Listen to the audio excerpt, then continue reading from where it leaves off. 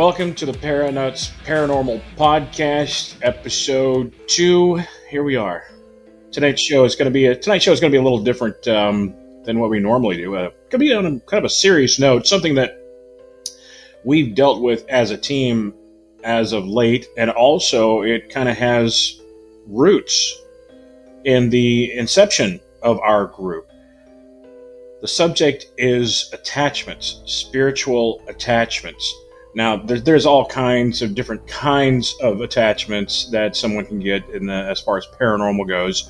They can be a familiar spirit, meaning a family member has had one spirit that it just, when they passed away, that spirit went on to another family member, and so on and so forth. It can also be a demonic attachment. It can also just be an earthly human spirit attachment. For some reason or another, a certain spirit is attracted to one person and wants to be with that person on a regular basis, or I don't know. It's a weird thing. To latch onto you as a way out of a location. Yeah, it could be. That could be a good reason. Another reason could be maybe they just want to live their existence vicariously through you. Who knows? It's all strange, and of course, Or the great mystery that we're out here to find out. Now, once again, if you've never watched any of our stuff, I am the skeptic of the group. We have a couple others. Isaac is also a skeptic.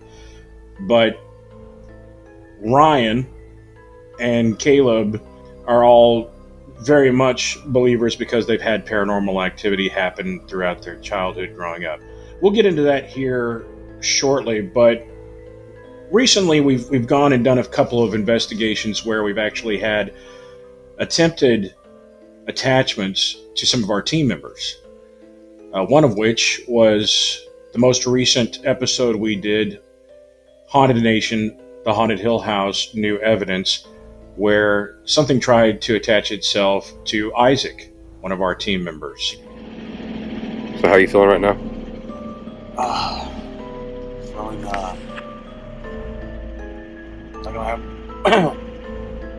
like I'm about to have an anxiety attack. Anxious, scared.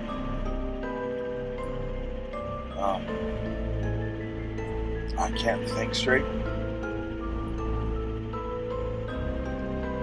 I have peace. That'll be about it.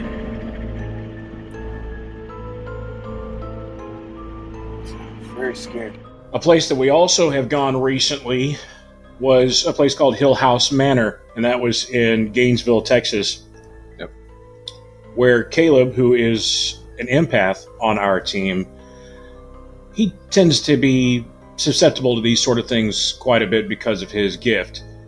He also had something try to attach itself to him on that particular investigation as well. Yeah, you're crying. I know why you're crying. I'm not going to stop. I'm not going to stop. I'm not going to stop. I'm going to touch you with this. In the name of the Father, the Son, and the Holy Spirit. Dear Lord, I ask that you put your strong, loving angels around him right now.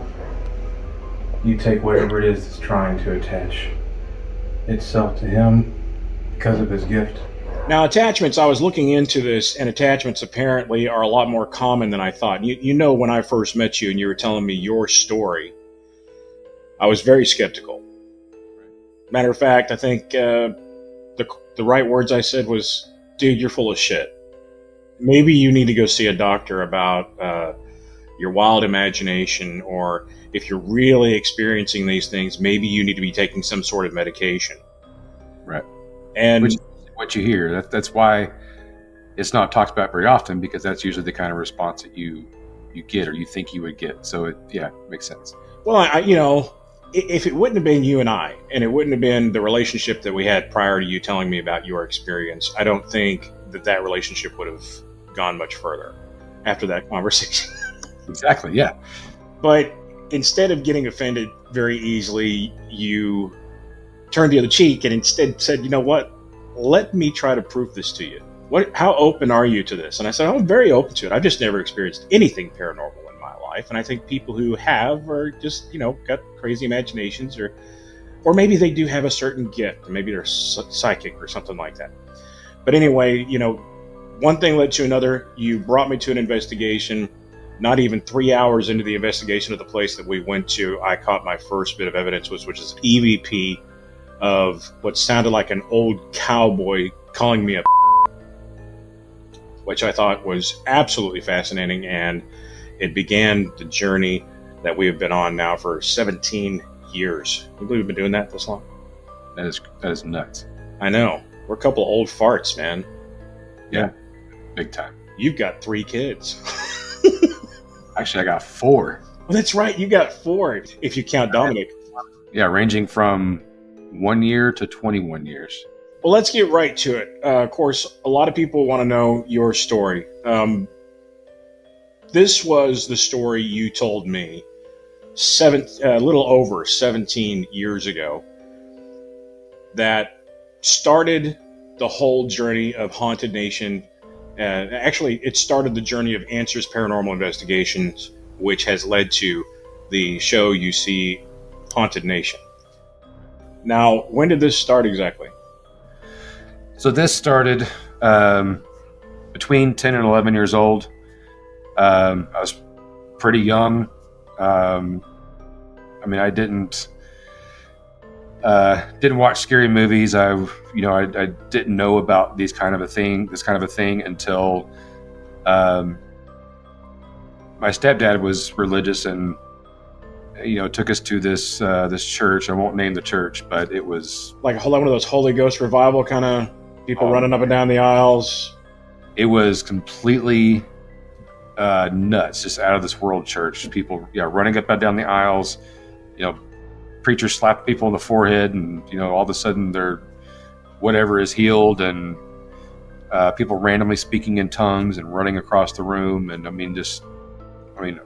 it was just crazy, especially for somebody that young that had gone to country churches and things like that with your mom before that. To be exposed to that kind of thing was just like we were there one night, and they decided for whatever reason to start talking about demons.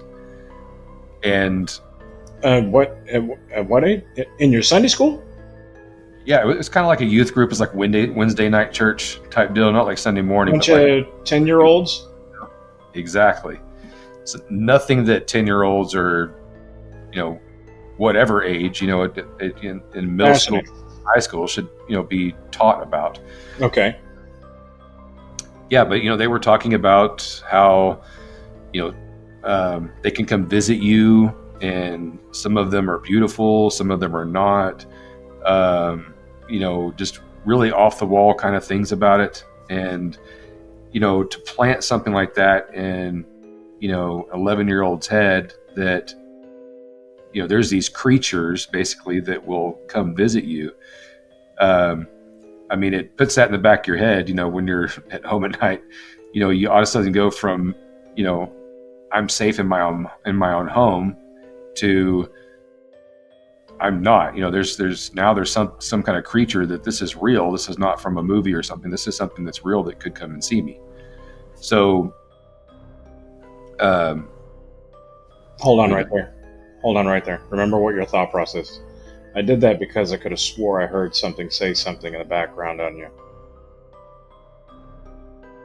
It sounded like a whisper of some sort. I'll just keep that in mind and look back at that later. Yeah, just look at the time. Yeah.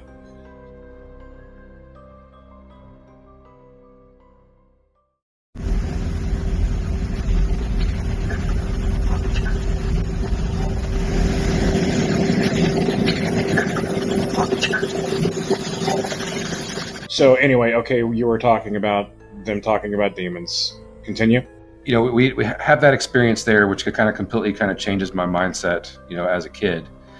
And, then I go home that evening, and, stepdad's like, "Hey, what'd you learn?" And I tell him, and my mother's kind of irritated about it, obviously, because, she understands that that's not something that, young kids should be told about. Yeah. But then, my stepdad, decides to tell me that, oh yeah, this is, this is something that happens, and, decided to tell me about one of his experiences. And he said, look, he said, I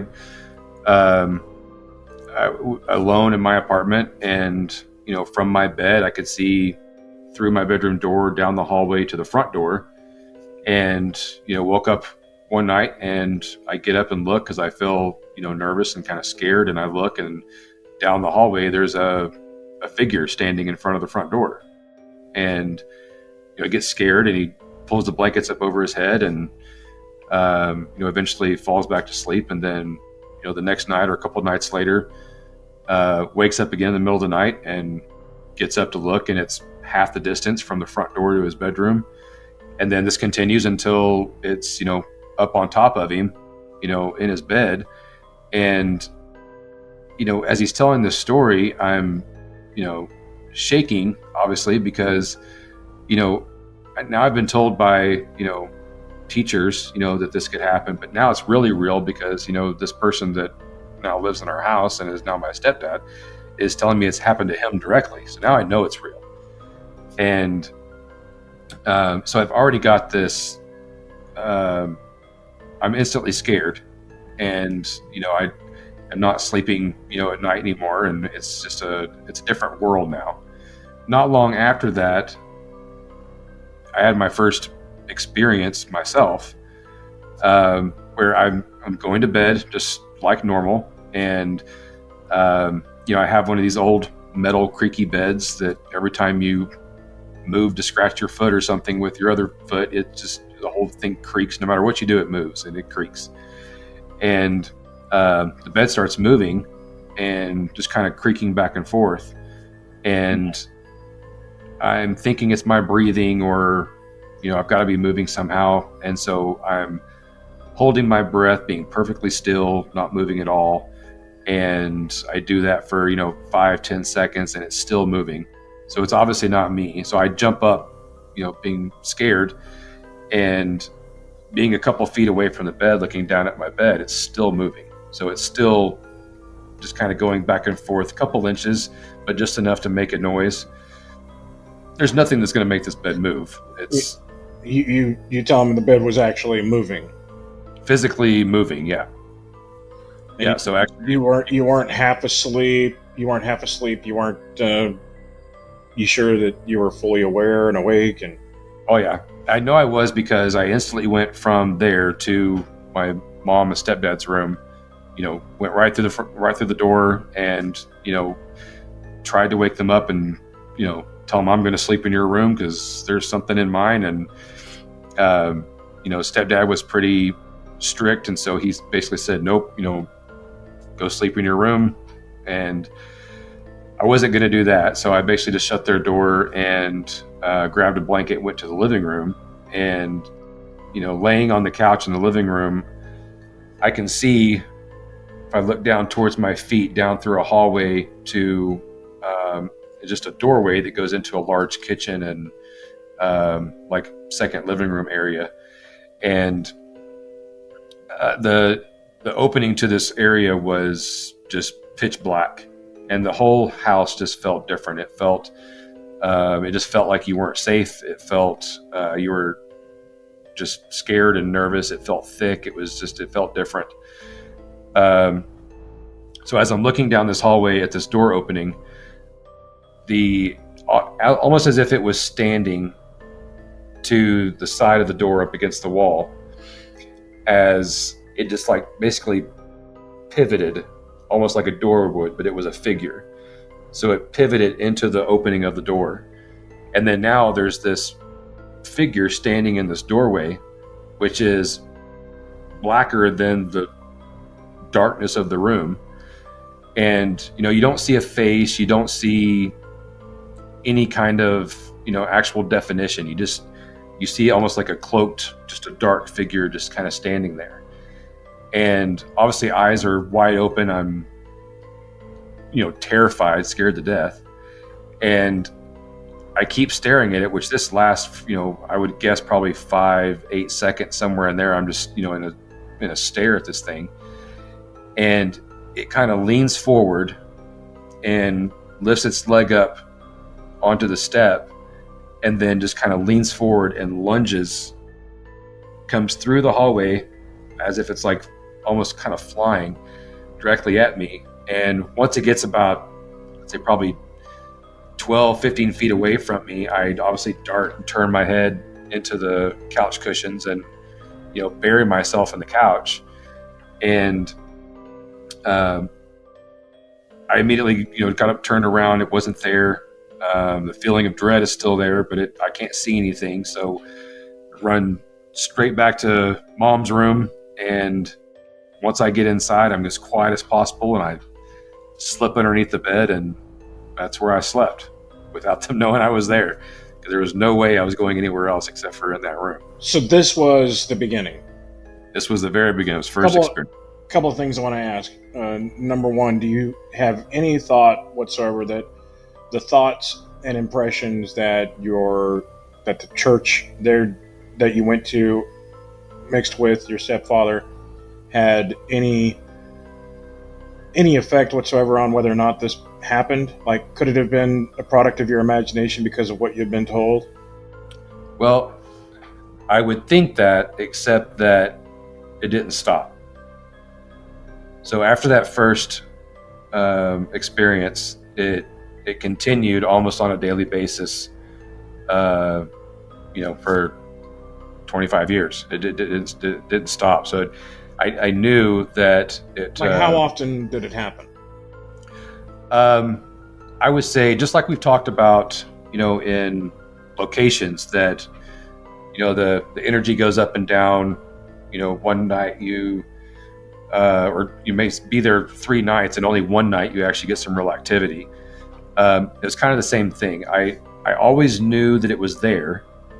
It never left. I always knew that it was there, but I may not have like an actual crazy experience, except for maybe, sometimes 2 weeks would go by and nothing would happen. Sometimes it was 3 nights in a row. It was just, there was no consistency to it. So I would never really go more than probably 2 weeks without like some kind of major event happening. For 25 years? 25 years, yeah. Holy shit. Yeah, it was nuts. You must have been like terrified all the time as a child, like a nonstop terrified. All the time. It was, you don't want friends to come over because you don't know what's going to happen. It's the last thing you want. Yeah. I mean, if I came over to your house and some shit like that happened, I'm sorry, man. I'm out. You're a nice guy and all, but you got to fix whatever the hell that is. You need to get rid of that. Okay, so obviously this has been going on for 25 years.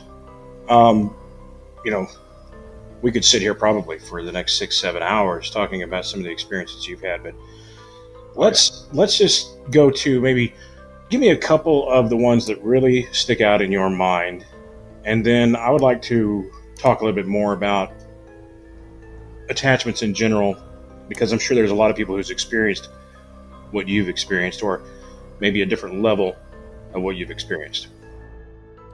Yeah, I'll the most intense. I was about between 16 and 17 years old, and my room was in the garage. So we had it all sheetrocked in, and that was my room out there. Kind of had my own space. So I always kept the doors locked. It was really cool. I had a door to the outside of the house. Always had my TV on. Always had my lights on, because there was no other way I was even going to attempt to sleep unless everything was lit up. So in the middle of the night, which is anytime I've woken up in the middle of the night from the situation, it always happens somewhere between like 2 and 3 a.m. as kind of the prime time when it feels like it's got the most energy, I guess, and that's when it's ready to attack. So I wake up somewhere in between that time, and my TV's off and my lights are out, which never happens unless power has gone out, which if power goes out, I'm outside, because I'm not going to be stuck in a house with the lights off. But I get up and just kind of look around for a second, and I'm laying on my stomach and, kind of looking, trying to figure out what's happening, about to jump up and find the light switch. and I feel a hand on my ankle, just kind of grab my ankle. Like an actual hand or like a force? Or Like you actually feel like a human type hand? Yeah, like an actual hand. Now, that's really Hell no. Yeah, exactly. Most of the time when I've been physically attacked, it didn't feel like an actual person grabbing me or something with fingers and stuff attached to me. It usually feels like an energy draw. Like, I've been pulled out of my bed before, and I didn't feel hands or anything. It felt like an energy, almost like pulling, like a suction almost. But this was a hand. It was a straight up hand. And then I feel another hand on my other leg a little bit higher, and then another hand on my side of my back, and then is basically crawling up the side of my back. And then I feel its feet, next to my legs to where it was on top of my back. And the feeling of dread is like, there's literally no way to explain it. The feeling of dread is like, I'm dead. I'm going to die right now. This is it. I'm dying. You're what was the? You weren't like running? There's no way. Were you frozen or something? Oh yeah. I'm telling you, this feeling of dread it's like you feel completely paralyzed. And so I'm laying there trying to, just literally waiting to die. Something's about to pop. Something's going to happen. Like this thing is going to just crush my head now. So as I'm sitting there, I feel its right hand come over, and I feel the palm of its hand on my cheek first, like on the bottom of my jaw, cheek area. And then I feel the fingers go and wrap around my face like this. And once it's there, it squeezes. So my mouth is pulled shut. Everything is closed. Now I can't talk, even if I wanted to. And it comes down to my ear, to where its mouth. You could tell its mouth was right next to my ear. And in the creepiest, guttural, hissy voice you can imagine, says, "You're not so tough." The next thing that it says to me is, "You won't see 35." And then it just kind of slowly just kind of lifted off and almost just kind of evaporated, and it was just gone. I get up, I jump up, turn the lights on, TV on. Can't believe, what just happened. I'm obviously, wasn't in any kind of, sleep or dream or anything else. It was, I was awake, turning shit on. It was legit. And to make it even more legit, the next evening when I was getting ready to go to work, I noticed that I had scratches on my back. So, it was even more terrifying at that point to see that it wasn't just mental. It wasn't just, there's that still 1% chance that, okay, that maybe this was some kind of hallucination or something, but physical scratches kind of makes it real. That took it to the 100%. Okay, this happened. It makes it 10 times scarier. Okay, so fast forward 25 years now. Now keep in mind, this is through girlfriends, getting married, having children, all this stuff. It's, it really sucks to bring up your kids in something like that, but, you don't have any control over it. It's not something you can control. And that's what Caleb, basically he was born into it. He had to grow up with it, him and Nia both. And, keeping all that in mind, there's a whole life of things that happened in this time period. So at the end, I'm living by myself in this 3-bedroom house in Colleyville, and I start to realize that the feeling of dread and heaviness and all that has kind of dissipated. It's kind of gone away, which is not a feeling that I was used to since I was a child, of what that felt like.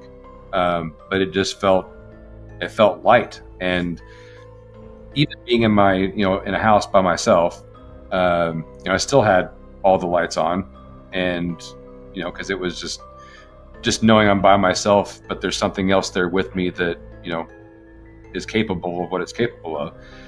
I would always keep my lights on, but, it got to a point within this little time frame that I could, turn the lights off, in a hallway or something on my way out and not feel like something was behind me. Or, when I'm trying to go to sleep, I could actually, just fall asleep, which was not normal either.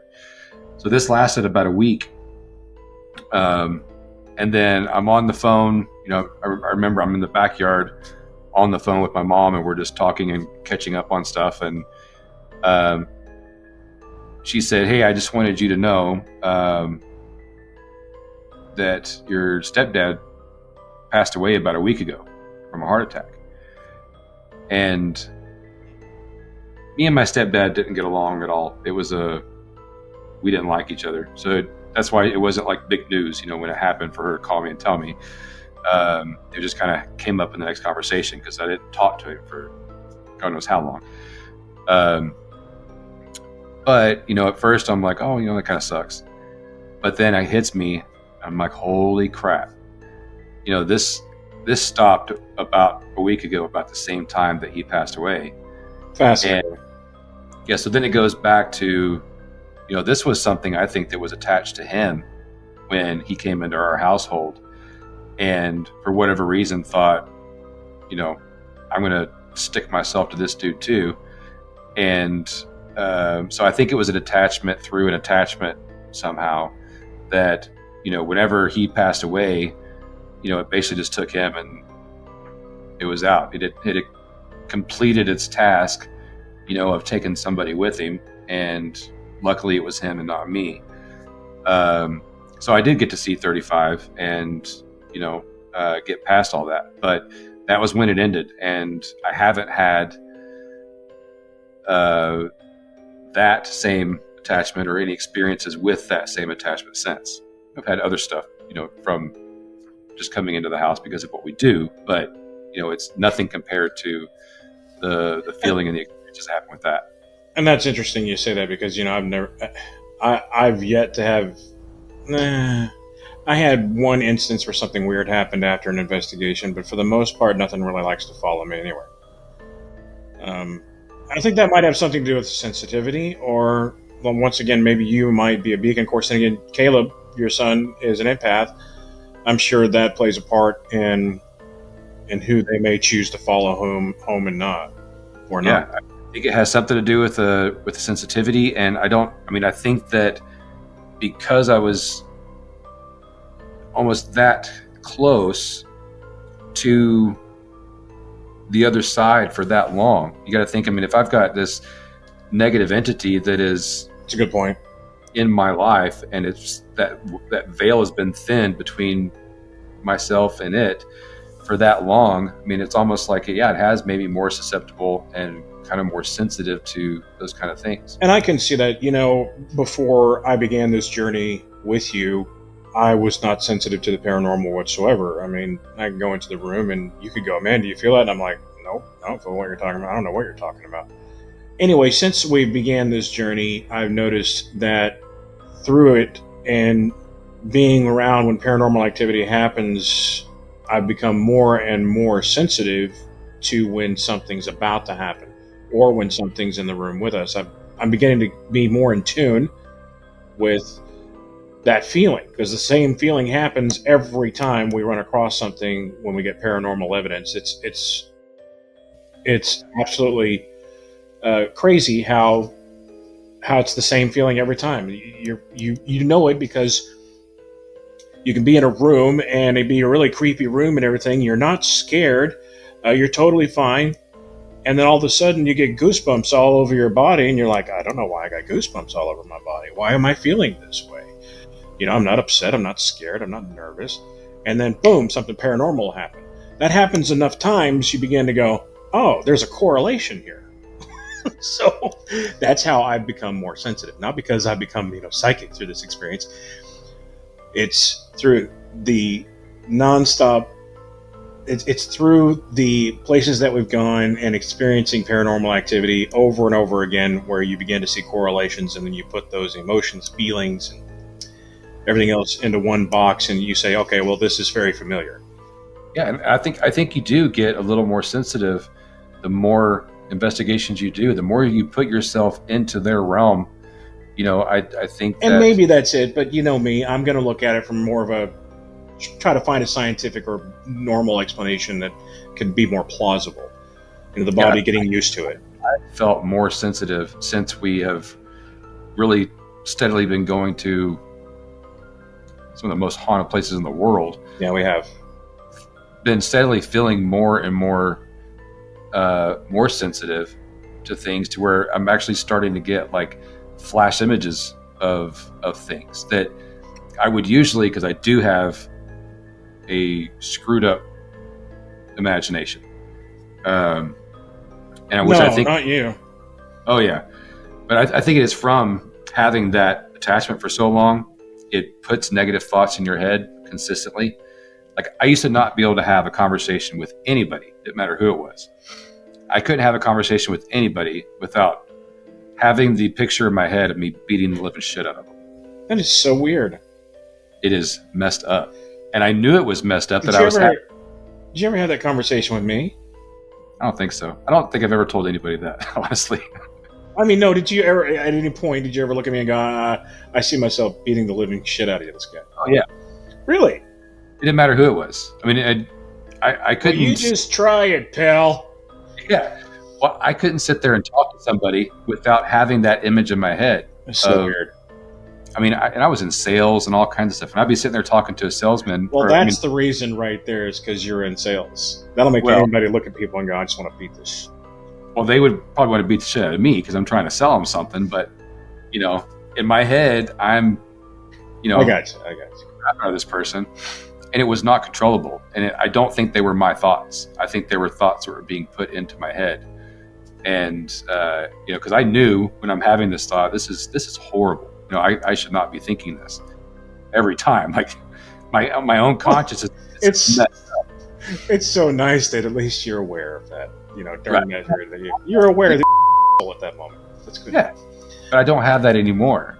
It's unless I really don't like the person, then I probably am. But on a normal day-to-day basis, I'm not talking to somebody and picturing horrible thoughts. It's just I think that was something that was put on me. But now I am having kind of flash images of I'd walk into a room and it's just like not even a second, just a flash. And it's enough of a flash that I can kind of see that there's a person there. I can kind of see at Hill House Manor, it happened. We walked into that well room, and as soon as I looked over to my right, I got a flash of somebody laying on the floor, kind of leaning up, reaching up. And it was like, it's not enough time for my imagination to come up with something like that. So it's not like I was coming into the room thinking of what I might see. I'm just walking into the room. So through this experience, you're more susceptible to experiencing... I think so. Okay. I think it has something to do with it, but, Well, like I was saying before, what it sounds like what you dealt with was a demonic oppression that was a demon that kind of followed someone who was in your family circle around. And when he passed away, luckily, he wasn't in your bloodline, so maybe that's why. I mean, it's just a theory. But attachments in general are, in fact, supposedly very common. I didn't know this until I was reading about everything when it comes to spiritual attachments. Anyway, I was fascinated to see the different symptoms that you may have if you have a spiritual attachment. I was just curious, do I have one? Because, I'm not sensitive to that sort of thing. So maybe I want to check and find that out. You're not going to believe this. I mean, it's like symptoms out the wazoo. You ready for this? Chronic fatigue. Sound like WebE or something? What? Yeah, this is Web Spirit MD. Okay, good. At least it's legit. At least it's legit, yeah. This website opened a couple of days ago. So, you read it on the internet, it's got to be true. So here's some of the symptoms.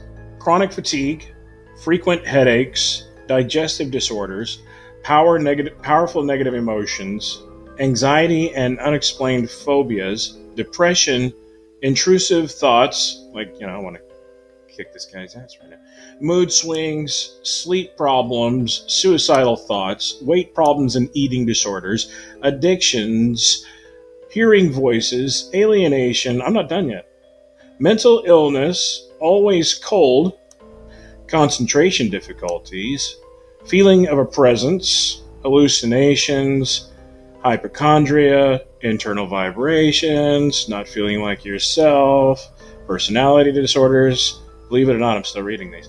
Relationship problems, severe allergies, sexual attacks, unusual skin sensations, and urges to commit a crime. Okay, look. Sums it up. It sums up anything, though. Except for the urges to commit a crime, you should probably see somebody about that one for sure. Right. But yeah, I mean, to me, that's like, I mean, come on. I mean, like, are you supposed to have all of these in order for you to say, okay, I have an attachment, or can you just take a couple of these and go, yeah, I definitely got an attachment?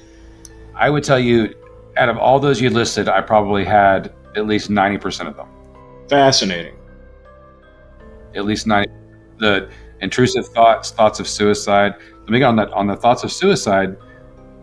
You're getting, just like it's almost a thought that's injected into you that, this will stop if you do this. That's disturbing. In your own, you want it to end. Like when you get to a certain point and you're living like this. I mean, imagine being a 30-year-old man and you don't want to be alone. You can't sleep with the lights off. You can't have the lights off in your house. You always have your TV on. You're just a scared 30-year-old man. It's embarrassing. And so, yeah, I mean, you do have these thoughts. I just want this to stop. I want this to end. But then at the same time, you have to think, if I do that, he would win. If I do it, it wins because it's exactly what it wants me to do. So it's good to know that you have your faculties about you, even in that situation. Right, because everything that happens is almost, the thoughts and all of that and the feelings are almost like it's being projected onto you. It's not your own. You can feel. I mean, I knew at the time I was a good person. I had a kind heart, all that good stuff. I knew of all that about me, but all those feelings I was having was like it was being projected onto me. So I could tell the difference. And that's what's important, to have that separation, even though it's so intrusive and it's so overwhelming, that you still have to be able to have that separation of what are your thoughts and what aren't. So basically, one of the reasons why we wanted to do this podcast on this subject today was, number one, so we could let you know a little bit about Ryan and his history and how we began Answers Paranormal Investigations. The fact that it was his pretty much lifelong experience in paranormal activity in his childhood growing up into adulthood, and my lack of, which brought us together on this journey. The second reason is this is his opportunity for the very first time on a public platform to tell this story to the masses, or, to our 6 viewers, one or the other. So yeah. Well, I want to at some point, I'm just kidding, turn it into some kind of a book, or maybe even just do a full video explaining everything in several parts, something somehow, just because I know for sure that there are other people that are going through the exact same thing, and if they're as scared and isolated as I was, it's a terrifying experience that they have to understand that they're not alone. It's not that they're nuts. It's not that they're crazy. It's some of them are nuts and some of them are crazy, and they need medical help. If it's legit, if it's actually a legitimate thing, then yeah, you need to go talk to someone. You need to talk to a priest or whatever it is that can help you lift that attachment off of you, because if not, it's not going to stop until it wants to stop or you're dead, one of the two. And it's so going to take you with it. And so this is the third and final reason why we did this podcast on this subject today, was because a lot of people are dealing with this. Normal people like you and I going through something like this that they don't want to talk about. It's something they keep to themselves. Like Ryan said, you don't have to be alone on this. There's several ways to do it. So how do you get rid of an attachment? How do you get rid of a spiritual attachment? Well, it's not a simple answer. I've done some research on it. Ryan's done some research on it. We've talked to a few of our friends who know a little bit about this. And it's not as simple as just, saying go away and it happened. It could be that simple, though. That's what's wild about it. It could be as simple as you acknowledging that you know it's there and saying, I'm done with you, get out of my life, and poof, it goes away. Or it could be as difficult as some full-blown exorcism that may need to be done by, a qualified professional, clergy member. So the range is just all over the place when it comes to getting rid of these things. One thing that I would suggest, just based on my experience of what I've seen that has worked for other people, is find a way to get rid of it using the faith and the belief system that you hold dear and truly believe in.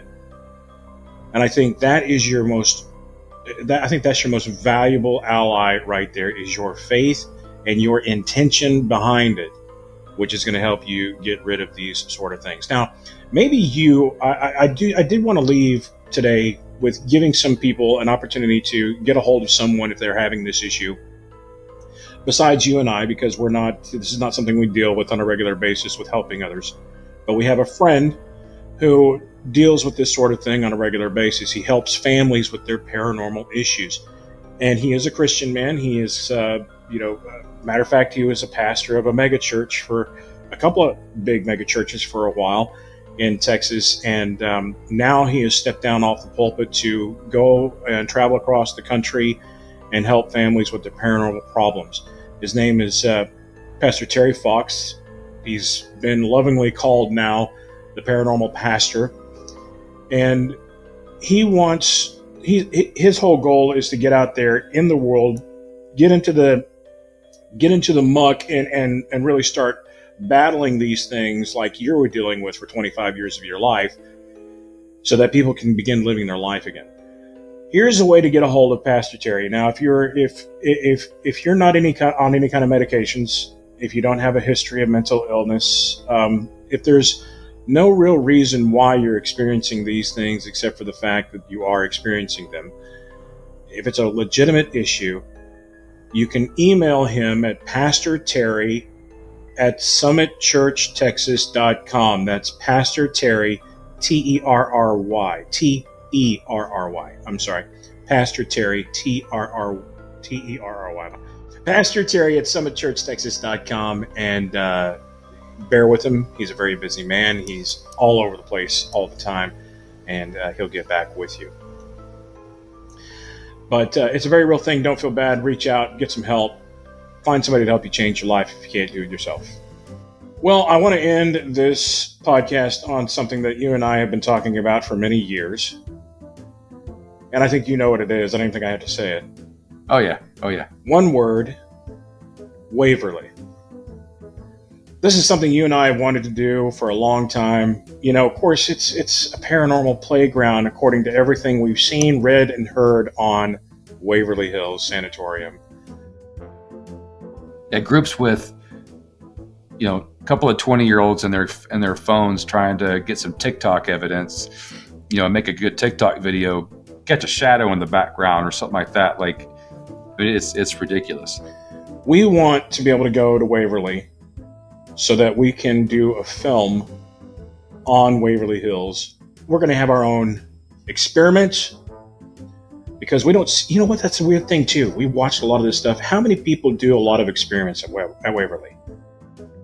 No, I haven't seen anybody do experiments at Waverly. I know, and it's like a playground to do that. And I mean, if there's one place you may possibly have the option or possibly have the ability to get some sort of answers from entities, it would be this place, because they're so used to communicating in in visually, audibly, physically. Yeah, I mean, They have it all there.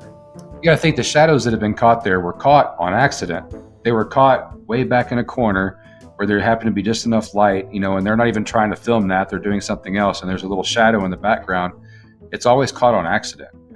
But we do experiments where we set things up in order to catch shadows or to catch, a silhouette of something. We have a reason behind our experiments, and we want to take those experiments and we want to bring them to Waverly with our style of investigation so we can bring you the real evidence that we know that Waverly can produce. The only problem is this can be a very it can be costly to go to Waverly. How much did you say it cost a couple of nights out there? It's about $2,200 just for the location itself. And I'm in Texas, you're in Arkansas, Waverly's in Kentucky. So we got about, 12-hour drive on our hands and hotels and all that good stuff. But this is the reason why we have not gone yet, because it's very costly. So you and I were talking, and we decided we wanted to try to do something interesting. We know that we've had a few people who watch our shows and films ask when we're going to do that, when we're going to go to Waverly. Now we're telling you right now, we would be there tomorrow if we had the opportunity. Unfortunately, we're human. We're two guys working for a living, and we have this passion that we're doing. Hopefully, one day we could be doing it full time, but as of right now, we're having to work for a living and pay bills. And with that going on, we don't have the opportunity to also spend, $4 or $5 grand on a weekend getaway to do a film. So we're asking for your help. Now I'm not going to go too far into this because I don't want to sound like a TV evangelist, all right? If there are listeners out there, viewers, that want to become part of what we're doing here, part of this growing thing that we're doing, this growing passion to find real paranormal evidence, we want to invite you to become what Ryan and I call Haunted Nation Paranormal Partners. And what that means is if you give even $1, all right, we're going to put you as a producer in our next film. And it can be $1 all the way up to $5 million. $5 million will be preferred. I mean, it'll give us a good start. like shortcuts. It's fine. Yeah, a lot of shortcuts would be nice. Just buy Waverly at that point. Yeah, that'd be a nice. Hey, now that'd be a whole different journey right there. It doesn't take much because we have a lot of people who would love to be a part of this. We'd love to invite you to become part of the Haunted Nation Paranormal Partners. If you'd like to give something, a little something here or there goes a long way, believe it or not. Just go to this Cash App right here. That's yours, right? Yep, that's mine. Ryan. And our Waverly Fund. And, the faster we get up there, really only need about $3,500 is our budget for that film. Everything else we do in-house. So we really just need to get there, cover our hotels and our fuel there and back to get everything done. Everything else, our editing, all that good stuff, Dave handles our editing, everything else we do in-house, so we don't have expenses there. So, we're just bare bones just to get us there and get us going. We'll do the rest. Yeah, I mean, once again, this is not about us asking for money to get rich. We're just simply saying if you want to be a part of what we do here, please help us out and become part of our next film by becoming a producer and helping us getting there and back. And that's really all we're looking for, is to offset some costs. Okay, so moving on. Social time. Tell them how to find us, where to subscribe, like, share, blah, blah, blah. Yeah, definitely on this film, on this podcast. Please like, subscribe, share. Please go see our last film, which is on this YouTube channel as well. Haunted Nation, The Haunted Hill House, New Evidence. If you want to see our other films, go to paraflix.com. You will see Haunted Nation, The Haunted Hill House, the first film of that location. And then you will also see Haunted Nation, Stone Lion Inn. All of our socials are basically at Haunted Nation TV. So Instagram, TikTok, every social you can think of. We're even on Twitter now. I didn't even tell you about that. We are on Twitter now, also at Haunted Nation TV. So Any social you want to find us on / at Haunted Nation TV, and we'll be there. You can contact us on any of those. You can also get us by email at hauntednation.com or at hauntednation@gmail.com or the Paranuts Paranormal Podcast at gmail.com. Thanks again for joining us for the Paranuts Paranormal Podcast, where you'll never find two more guys crazier about the paranormal than these nuts.